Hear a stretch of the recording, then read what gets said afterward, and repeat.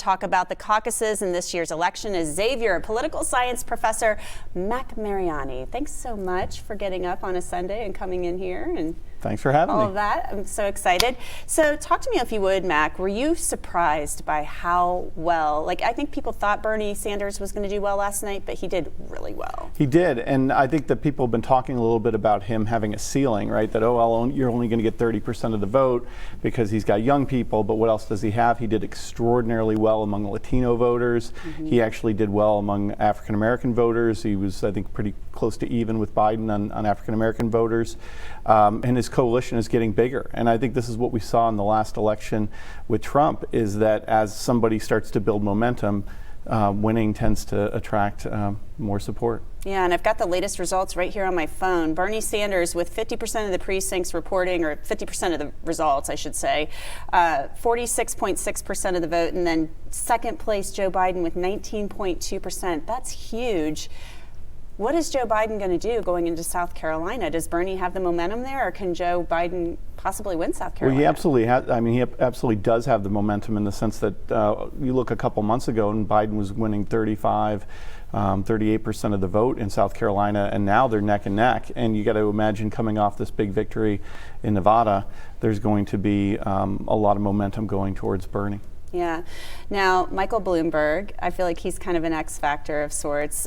He didn't really do very well in the debates several nights ago. You know, he kind of came out swinging toward the end there. But what do you think about the Bloomberg factor? Well, I think that what made Bloomberg interesting is the fact that he actually has the money to compete almost everywhere starting on Super Tuesday. That's where he's kind of targeted. There's 14 states, and there are a lot of candidates, including Joe Biden, who don't have the money to actually compete in all of those states. So actually Biden hasn't spent a dime in television, and I think Bloomberg spent something like $110 or $120 million. So it was very interesting kind of going into the last debate that, what's Bloomberg going to do? And he did not do well.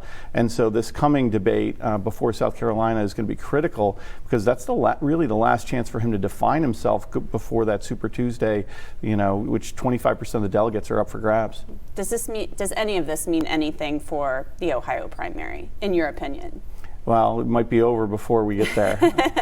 Yeah, it very well could be. And, some of these candidates are running out of money, too. Does somebody like Amy Klobuchar or Elizabeth Warren, are they kind of thinking, and I think I read the other day, Pete Buttigieg only has like $7 million in the bank, which sounds like a lot of money to us, but when you're running a campaign, it's maybe not. Well, and that's one of the things that I think has really helped Bernie Sanders, in the sense that the rest of the field has been so fractured, but none of them really have been able to generate a foothold, but none of them also have the money to really compete with him across all the states in which he's a well-known commodity after running in 2016. Yeah.